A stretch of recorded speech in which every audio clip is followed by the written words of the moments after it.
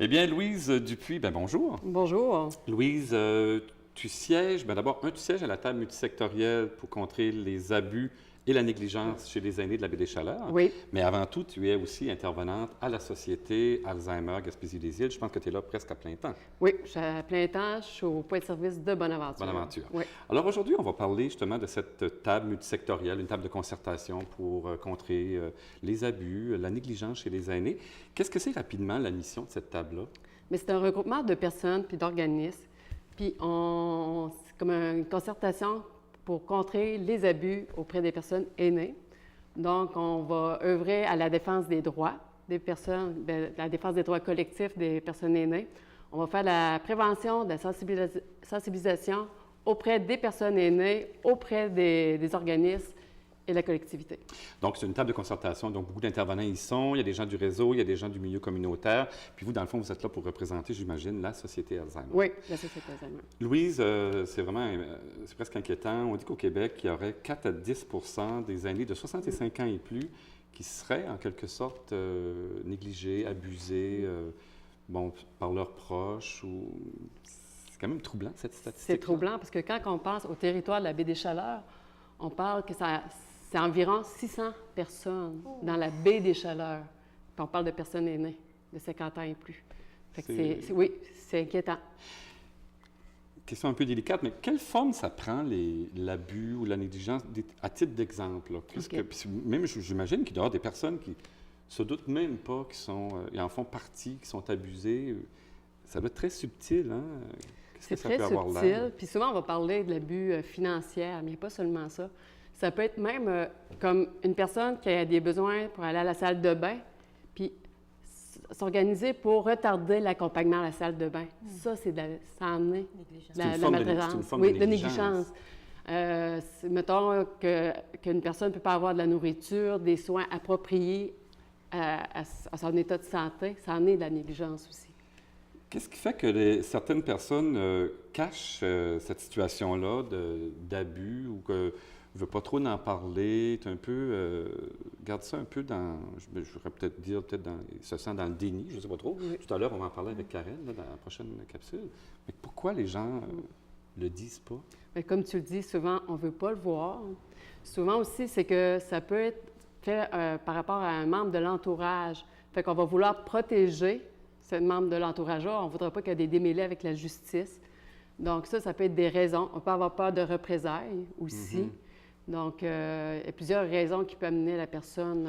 Puis tout à l'heure, avant l'entrevue, on discutait justement, je suis à peu près certain qu'il y a des personnes qui font, en fait, qui sont les abuseurs, ou en fait, négligent souvent peut-être les proches ou leurs parents, puis dans le fond, se reconnaissent même pas dans cette situation-là. Karen, je ne sais pas, toi, c'est des choses qui t'interpellent? C'est sûr, là, j'entends ça, là, puis ça me fait mal au cœur, là. Oui, ouais. Définitivement. Mais dans le fond, la table, elle est là pour ça, elle est là pour en discuter. Puis le 15 juin prochain, à chaque année, c'est la journée internationale, je crois. Oui. Je dis bien internationale, hein, c'est ça? ça? On parle de journée mondiale. Mondiale qui a été décrétée par l'ONU pour justement sensibiliser de plus en plus la population à détecter, à reconnaître toute forme de négligence et d'abus chez les aînés. Puis qu'est-ce que vous faites de particulier à la table pour sensibiliser les gens d'ici? Bien, pour la baie des Chaleurs, nous, ce qu'on va faire, c'est qu'on va faire parvenir aux restaurants, aux établissements des beaux napperons qui parlent c'est quoi de la maltraitance, quelle forme que ça peut prendre. Mm-hmm. On invite les organismes communautaires à contacter M. Luc Potvin, qui est organisateur communautaire au CIS de la baie des Chaleurs, à commander des petits rubans mauves qui représentent la lutte contre l'abus. Donc, durant nos AGA, distribuer ces petits rubans-là. Bien, je vous garantis, dès mon retour lundi au bureau, je vais communiquer avec Luc parce que j'aimerais ça. Nous, c'est l'Assemblée générale le 2 juin, puis on va les distribuer à tous nos bénévoles qui vont être présents. Merci beaucoup, Louise. C'est vraiment un sujet pertinent, triste à la fois, un peu désolant, mais qu'est-ce que tu veux, c'est une réalité, puis il ne faut pas se mettre la tête dans le sable, il ne faut pas être dans le déni, je crois. Puis Karen, c'est notre prochaine capsule. Excuse-moi, Louise, on va revenir tout à l'heure, vers la fin de l'émission, on va parler de la marche pour l'Alzheimer qui commence déjà ce soir à Gaspé. On va faire un tour de Gaspésie-les-Îles, donc je te garde avec moi. Puis Karen, on va aller à la capsule qu'on a déjà enregistrée. Là, je tiens à le préciser, on avait enregistré cette capsule-là avant les fêtes. Ça se peut que je te dise « Joyeux Noël », Voilà. À la maison, là, Ça tenez serait encore tellement rigueur, OK? C'est une vieille enregistrement. Puis on va parler de déni, puis je trouve que c'est un beau sujet. Je trouve qu'il fait un beau pont entre ce qu'on vient de discuter. Fait qu'on écoute ensemble la capsule de Karen Larocque. Karen Larocque, bienvenue encore une fois à la chronique de Comme un phare.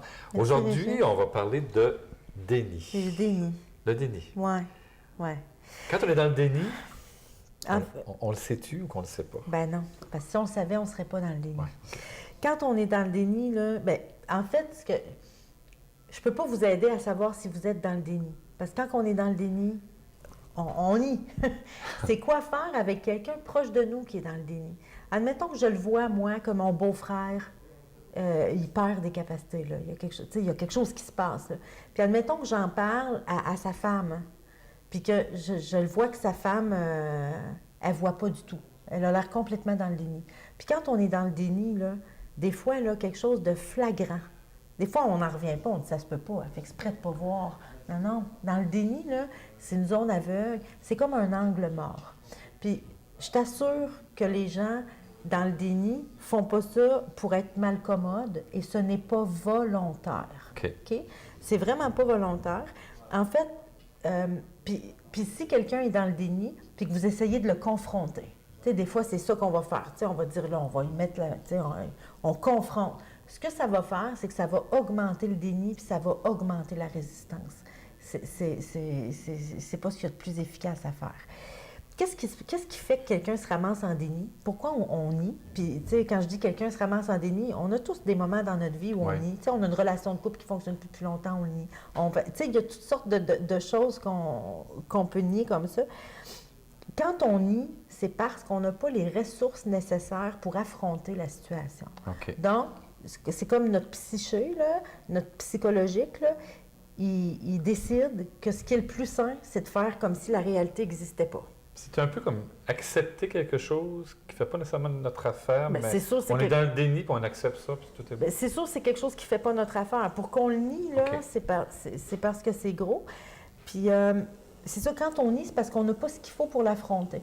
Puis, c'est une méthode de protection, en fait, du système psychologique. Il nous protège parce qu'on n'est pas capable d'affronter quelque chose. Parce que le malheur pourrait être un peu plus grand si on est dans la réalité puis on dit je passe à l'action pour telle affaire. Pas plus grand, intolérable. Intolérable, OK. Tu sais, quand on nie, c'est parce que c'est de l'ordre de l'intolérable pour la personne. Donc, Puis quand je dis que la personne n'a pas de ressources, là, en fait, c'est soit qu'elle n'a pas les habiletés nécessaires pour affronter la situation, ou soit qu'elle n'a pas le support nécessaire. Tu sais? Puis, c'est sûr que plus quelqu'un a d'habileté, moins ça y prend de support. Moins quelqu'un a d'habileté, plus ça y prend de support. Tu sais, admettons, je pourrais dire, devant une situation que tu es en déni, admettons que ça te prend 100 points de ressources pour être capable de voir la réalité puis sortir du déni. Mais admettons que tu as 30 points d'habileté, bien, il te manque 70 points d'aide. OK. Puis si, admettons qu'on est tous les deux dans une situation quelconque, puis je vois que toi, tu es en déni, je ne peux pas augmenter tes habiletés. Ça, je n'ai pas de pouvoir là-dessus. Mais ce que je peux faire pour te faire sortir, pour t'aider à sortir du déni, ça va être de te donner de l'aide. Je ne peux pas augmenter tes habiletés. Mais le bout sur lequel j'ai du pouvoir, c'est de te donner de l'aide puis du support. Mais est-ce qu'il faut le dire à la personne? Mettons, je vois quelque chose par rapport à toi, Karen, puis je te sens vraiment dans le déni, dans une situation particulière. Ouais. Puis là, je viens te voir, puis je dis, Karen, tu t'en rends peut-être pas compte, mais Ouais. on dirait que tu fais vraiment du déni. Là, Ouais. tu n'acceptes pas telle situation. Ouais. Est-ce que c'est bon de dire ça à la personne? Si tu me le dis, je vais devenir plus résistante, puis je risque de ne plus avoir envie de te voir. Ah, OK. Puis, tu sais, Oh. ça fait ça. Quand Sortir on des est en griffes. déni, puis quelqu'un essaye Oui. de nous faire sortir de là, puis c'est pas une bonne idée. Si la personne est en déni, c'est parce qu'elle n'a pas les ressources nécessaires pour affronter. Bon, OK. Fait que si vous lui faites affronter quelque chose qu'elle n'a pas les ressources nécessaires, bien, elle risque tu sais, elle pourrait devenir vraiment en crise. Mhm. C'est C'est un peu sournois quand même, parce qu'on Ouais. veut aider la personne, Ouais. on veut annoncer ce qu'on ressent par rapport à la personne. En même temps, si on Ouais. le fait, on risque de... Le mieux que tu pourrais faire, ce serait, tu sais, admettons que que c'est ma sœur que tu vois qui perd des capacités, puis tu essayes de me dire ça. Mais plutôt que de me dire, Karen, tu vois pas, Karen, voyons, si tu me poses des questions, si tu me questionnes, si tu me forces à voir la réalité, je vais me fermer encore plus.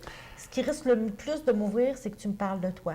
Dis-moi que toi, tu t'inquiètes pour ma sœur. Dis-moi, et là, je risque un peu plus peut-être de m'ouvrir. Puis donnez-moi de l'aide, donnez-moi du support, puis éventuellement, je vais peut-être avoir les ressources assez hautes pour être capable d'affronter puis sortir de mon déni. Très intéressant. Je termine juste en te demandant rapidement, est-ce qu'on retrouve souvent le déni chez les proches aidants? C'est quelque chose de particulier? Oui, parce que les proches aidants ont beaucoup de deuil à faire. Oui. On en parlera éventuellement là, du deuil blanc, c'est-à-dire que de faire le deuil de quelqu'un qui n'est pas disparu, mais on fait le deuil de la personne que la personne était. Oui, tout à fait. Qui est encore présente. Bien, toujours très intéressante, Karen. Alors, on termine ça aujourd'hui, puis on va se revoir pour la prochaine émission. Merci. Au revoir. Au revoir.